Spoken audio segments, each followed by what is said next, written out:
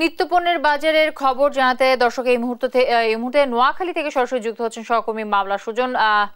সুজন যুক্ত হয়েছে নিশ্চয়ই আমার সাথে। সুজন, বিভিন্ন পণ্যের দাম কেমন দেখছেন এবং কি বলছেন আসলে ক্রেতা বিক্রেতারা? জুথি, আপনি যেমনটি বলছিলেন নিত্যপণ্যের বাজার নিয়ে, তো আমি এখন দাঁড়িয়ে আছি নোয়াখালী জেলা শহরের একমাত্র খুচরা বাজার নোয়াখালী পৌর বাজারে। তো এখান থেকে সকাল থেকে যে চিত্রটি দেখতে পেয়েছি যে বাজার আসলে সবজি বাজার, আমি এখন দাঁড়িয়ে আছি। শুরুতে সবজি নিয়ে বলতে চাই, বাজারের সবজি সরবরাহ অনেক কম রয়েছে।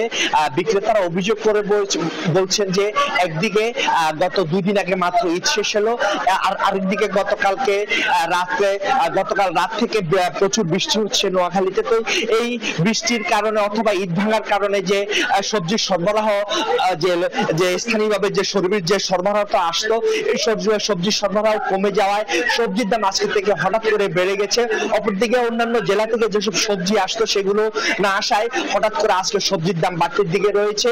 তো আপনাকে একটি উদাহরণ দিয়ে বলতে চাই, যেমন আজকে যদি সবজি বাজারে কাঁচামরিচ বিক্রি হচ্ছে 200 থেকে 220 টাকা কেজি দরে, অন্যান্য যে সবজি রয়েছে সেগুলো কোনোটি 60 টাকা, কোনোটি 80 টাকা, কোনোটি 100 টাকা, 120 টাকা, এমনকি 130 টাকা কেজি দরে কিছু সবজি বিক্রি হচ্ছে। অপরদিকে যদি মাছ বাজার নিয়ে বলতে চাই, যে মাছ বাজারও একই অবস্থা বিরাজ করছে।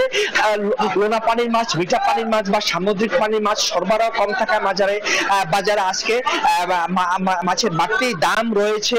অপরদিকে মুরগির বাজার নিয়ে যদি বলতে চাই তাহলে বলতে হচ্ছে লেয়ার মুরগি বিক্রি হচ্ছে 350 থেকে 400 টাকা কেজি দরে, ব্রয়লার মুরগি বিক্রি হচ্ছে 200 টাকা কেজি দরে। একই সাথে হাইব্রিড কক এবং হাইব্রিড এবং সোনালী কক নামে দুটি জাতের মুরগি রয়েছে। এই দুটি মুরগি বিক্রি হচ্ছে 320 থেকে 350 টাকা কেজি দরে। তো যদি নোয়াখালী আজকে সকাল থেকে নোয়াখালী বাজারে সার্বিক যে চিত্র দেখা গিয়েছে, যেমনি ক্রেতার অভাব রয়েছে তেমনি বিক্রেতার অভাব রয়েছে এই বাজারে।